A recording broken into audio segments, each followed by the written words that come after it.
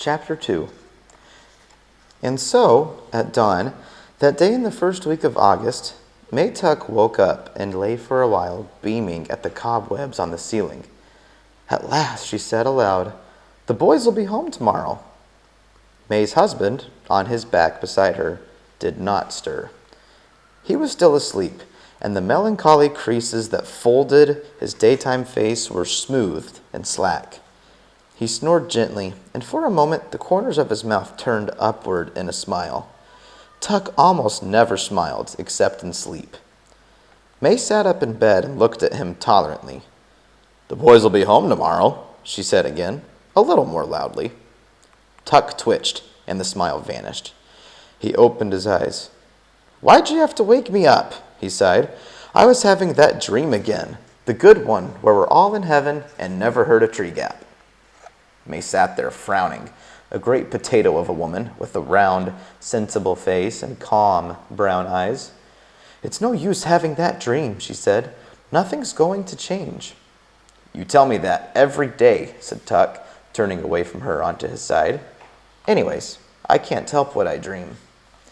"Maybe not," said May, "but all the same, you should have got used to things by now." Tuck groaned. "I'm going back to sleep," he said. "Not me," said May. "I'm going to take the horse and go down to the wood to meet them." "Meet who?" "The boys, Tuck. Our sons. I'm going to ride down to meet them." "Better not do that," said Tuck. "I know," said May, "but I just can't wait to see them. Anyways, it's 10 years since I went to Tree Gap. No one will remember me. I'll ride in at sunset, just to the wood. I won't go into the village. But even if someone did see me, they won't remember. They never did before now, did they?" "Suit yourself, then," said Tuck into his pillow. "I'm going back to sleep." May Tuck climbed out of bed and began to dress. 3 petticoats, a rusty brown skirt with one enormous pocket, an old cotton jacket, and a knitted shawl which she pinned across her bosom with a tarnished metal brooch. The sounds of her dressing were so familiar to Tuck that he could say, without opening his eyes, "You don't need that shawl in the middle of the summer." May ignored this observation. Instead, she said, "Will you be all right? We won't get back till late tomorrow." Tuck rolled over and made a rueful face at her. "What in the world could possibly happen to me?" "That's so," said May. "I keep forgetting." "I don't," said Tuck. "Have a nice time." And in a moment he was asleep again. May sat on the edge of the bed and pulled on a pair of short leather boots so thin and soft with age it was a wonder they held together.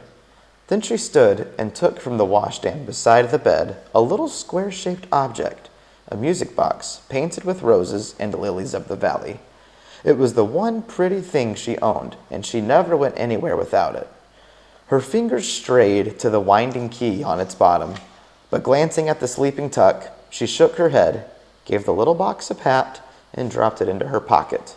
Then, last of all, she pulled down over her ears a blue straw hat with a drooping, exhausted brim. But before she put on the hat, she brushed her gray-brown hair and wound it into a bun at the back of her neck. She did this quickly and skillfully without a single glance in the mirror. May Tuck didn't need a mirror, though she had one propped up on the washstand. She knew very well what she would see in it. Her reflection had long since ceased to interest her. For May Tuck and her husband, and Miles and Jessie too, had all looked exactly the same for 87 years.